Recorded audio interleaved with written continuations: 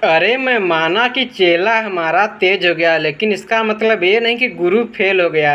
यह यह कहना है मोहम्मद सिराज के गुरु मोहम्मद शमी का, क्योंकि मोहम्मद शमी को मोहम्मद सिराज की वजह से बाहर कर दिया गया था और दुनिया यह मान रही थी कि मोहम्मद शमी का चेला वर्ल्ड नंबर 1 बन गया है और हमको खिलाना भी 2 ही फास्टर है। इससे में तीन फास्टर खेल नहीं पाएंगे। और ये हम सब जानते हैं कि अगर मोहम्मद शमी, मोहम्मद सिराज और जसप्रीत बुमराह किसी भी बॉलिंग लाइनअप में एक साथ गेंदबाजी करें तो कोई भी बैटिंग ऑर्डर को ध्वस्त करने की क्षमता रखते हैं। और जब मोहम्मद शमी को मौका मिला तो उन्होंने यह साबित कर दिया कि गुरु, ऐसे ही मुझे सेंसेशनल शमी नहीं कहा जाता है। अगर मैं आऊँगा तो किसी न किसी बल्लेबाज का जूता जरूर ही तोड़ दूंगा।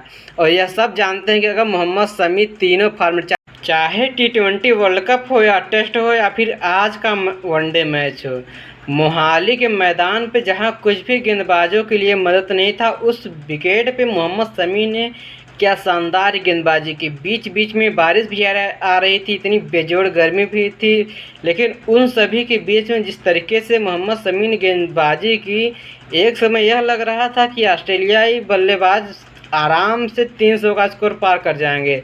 लेकिन जिस प्रकार शमी की गेंद, मोहम्मद शमी ने मोहाली के बेजान पिच पे 5 विकेट लेकर यह साबित कर दिया कि मुझको आप शार्दुल ठाकुर से मेरी तुलना मत कीजिए, क्योंकि शार्दुल ठाकुर 10 ओवर में 77 रन खाए और मैं 10 ओवर सिर्फ 51 रन दे करके 5 विकेट लिया हूँ। तो आप मेरी तुलना ऐसे वैसे गेंदबाजों से नहीं कर सकते हैं। मैं वनडे और T20 टेस्ट तीनों फॉर्मेट का one of the best bowler हूँ। यह शमी ने एक बार फिर से साबित कर दिया। मोहम्मद शमी ने ऑस्ट्रेलिया के खिलाफ 5 विकेट लिया है, तो उसमें उन्होंने टैलेंडरों का विकेट नहीं लिया है। पहले ओवर में उन्होंने मिचेल मार्श को आउट किया था, फिर उसके बाद सेट हो गए स्टीव स्मिथ को LBW आउट किया था, फिर उसके बाद मार्कस स्टोइनिस को जो उन पे प्रहार कर रहे थे, 2 चौके लगातार मार चुके थे, फिर उनको भी कहा बाबू ज़्यादा देर तक मत खेलो, अब जाओ ड्रेसिंग रूम में, उनको आउट किया। उसके बाद शॉट जो सिर्फ 2 रन बनाए, उन्होंने कहा इतना शॉट तुम्हारे लिए काफ़ी है, अब इतना तुम बना चुके अब जाओ। और फिर उन्होंने सेन को आउट किया। तो उन्होंने जितने बल्लेबाजों को आउट किया वो ज़बरदस्त बल्लेबाजी कर लेते हैं। उन्होंने किसी टैलेंटर या हालांकि यह मैच रविचंद्रन अश्विन के लिए भी काफ़ी अच्छा था, क्योंकि उन्होंने आखिरी बार अपना वनडे मैच 2017 में ईडन गार्डन कोलकाता के मैदान में खेला था और उसके बाद 2023 में वो मैच खेल रहे थे पंजाब में।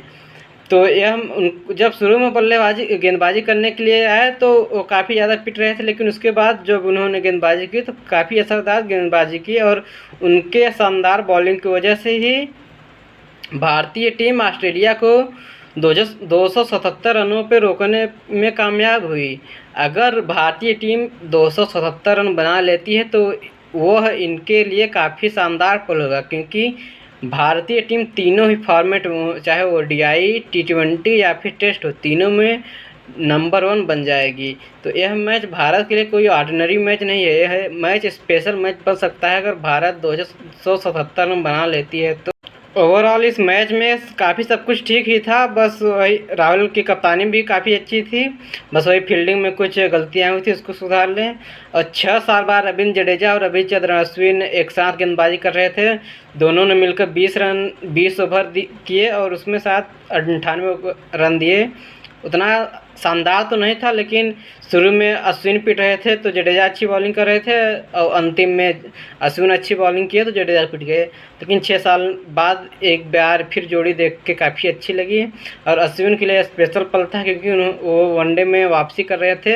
अगर वनडे में यहाँ पे अच्छा करते हैं तो शायद विश्व कप में उनका नाम आ जाए। तो यह 2-3 मैच अश्विन के लिए काफ़ी ज़्यादा इम्पोर्टेंट